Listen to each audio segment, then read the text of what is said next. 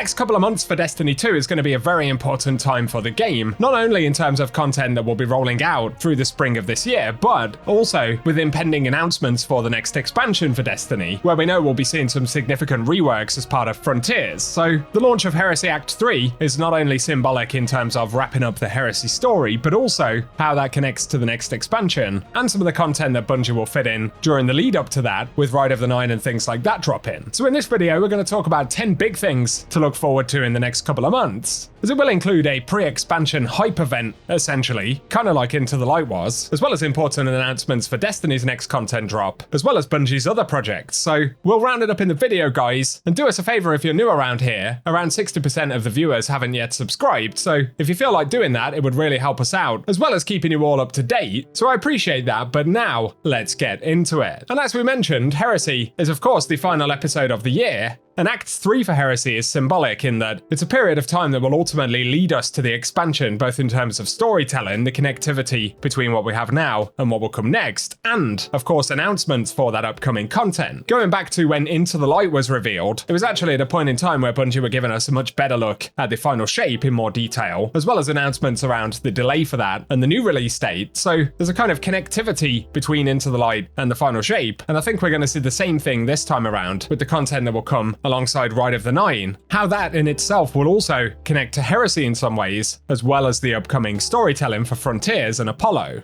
So it's obvious at this point there will be an announcement at some point during Act 3. We've seen pre-order bonuses, which are now listed in the game for the next expansion as well, which includes an emblem, emote, and even an exotic ghost shell that's been shared. So in that respect, we're going into a very important period of time for the game in general. And I'd be willing to bet personally that Bungie will sort of wrap up the main part of the Heresy story in the coming weeks around Act 3. And after that, we're pretty likely to get an announcement relatively soon, perhaps when they give us more details about the content that we'll be playing leading up to that, which will be Ride of the Nine and those other bits of content Bungie have touched on. So that's the first big thing.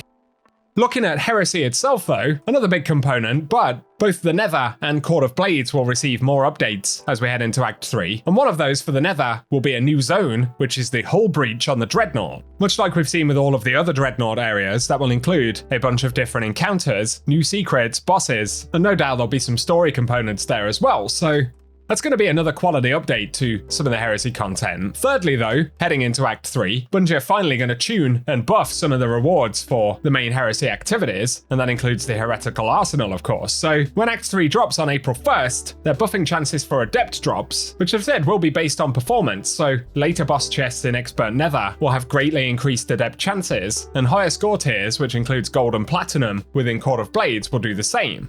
On top of that, players will have higher chances for an additional weapon reward at higher tiers within the Court of Blades, which should ultimately tackle the feedback around the drop rates for Adept weapons. So if you've been hoping for that improvement, or perhaps even waiting for it, we're finally going to get it heading into Act 3. And of course, it'll give us a better chance of wrapping up our collections and getting the rolls that we want on those weapons in the final couple of months before the next expansion. The next component of Heresy though is that we'll finally get to complete the Barrow Dyad with all of its intrinsics and catalyst options, so it'll be cool to finally get it done. Of course, at the moment, some players are still working on reaching rank 12 on the Shaping Slab in order to finish the second catalyst quest. From my experience, the best way of ranking up relatively quickly is to actually play the Nether, as obviously we get reputation for each encounter that we complete, plus additional reputation by picking up Metastasized Essentia, and it just seems to be more effective than Court of Blades purely in terms of reputation. That might be useful if you're farming next week as well, keep that in mind. Other quick prep things though, if you want to get all of the catalyst upgrades for Barrow Dyad, the next two quests actually will initially require us to collect all of the Wormspawn variants on the Dreadnoughts. So there's the Ravenous Wormspawn and the Tithing Wormspawn. Basically, we'll need to have collected all of them for the upcoming two quests for Barrow Dyad catalyst. So something else that might be worth catching up on and making sure you're ready for if you want to get access to those immediately when they drop. Next big component for Act 3 though, of course, is that we're going to return to the Sunless Cell Strike, which formerly housed the Dark Blade in the Dreadnought in D1. That'll be a really cool additional component to Heresy, plus the strike will be featured as a Grandmaster, so some additional real estate as part of Heresy there, to round out what seems to be considered widely in the community as well as the best episode we've had this year, so really looking forward to that and to see the conclusion of the Heresy story. Next up though, beyond that, we will eventually head into Ride of the Nine itself.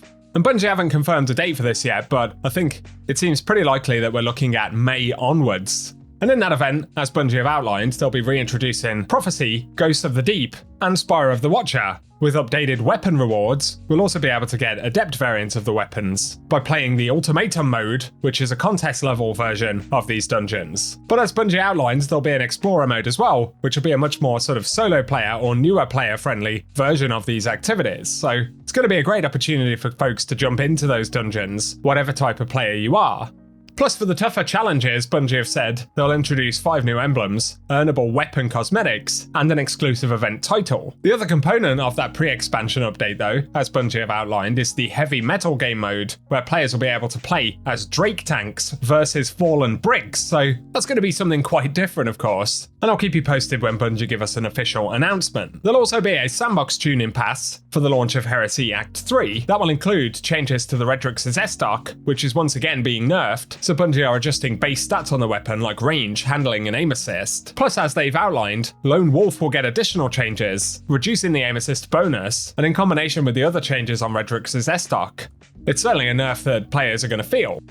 Otherwise, they'll also make tuning changes to the closing time perk, reducing the benefit by 50% when used on special ammo weapons, so that's quite big. And additionally for Crucible, machine guns with a magazine size of 80 or less will now get 22 rounds from a heavy ammo crate to ultimately rein them in a bit inside of PvP. I'm sure we'll get other sandbox tuning as well, not only at the launch of Act 3, but Bungie have spoken about a late season refresh and additional tuning changes that they're aiming for, with the patch expected to drop in May alongside the upcoming content like Ride of the Nine, so it'll be pretty vibrant in that respect. And like I said, I think by the time that Bungie are speaking about Ride of the Nine dropping, we're probably going to start to go into the marketing phase for the next expansion, or at the very least get more of the vital details about it, which a lot of players are holding on for at the minute. We should mention finally though, another big component of the conversation in the next few months will probably be around Marathon, as Bungie have put pre-order related items for that game inside of Destiny 2, which are currently hidden in the database, so they're obviously getting ready for something. Plus there have been additional leaks about the Steam database being updated and adjusted for a potential Marathon announcement in the near future as well, so all of this is going to be on the table very soon. And so despite the fact that we're actually in the back end of Heresy now, it will ultimately end up being the accelerant or the catalyst for what comes next, so it's going to be a very interesting few weeks. And there we have it, that's what I wanted to speak about. I'll be keeping you guys posted on the Act 3 content, details about Ride of the Nine, the late season update Bungie referred to, and of course, all the news about where Destiny 2 goes next once we start getting those details. So keep it locked and loaded here on the channel. If you enjoyed the video, a rating really does help us out as well. Let us know any content you're looking forward to in the coming weeks in the comment section. But otherwise, thank you for tuning in, and I hope you guys have an awesome day.